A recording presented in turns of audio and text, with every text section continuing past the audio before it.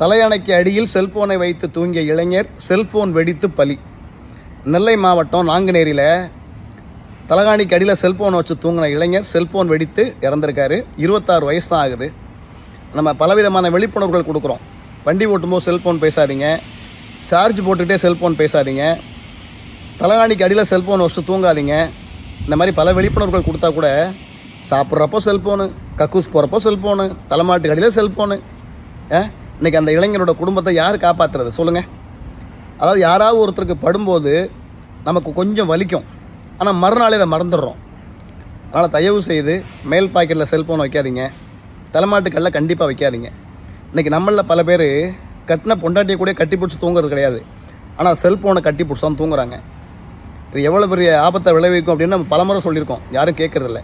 திடீர்னு அதோடைய கதிர்வீச்சு அதிகரிக்கும் போது அது வெடிக்க தான் செய்யும். அதனால் கவனமாக இருங்க.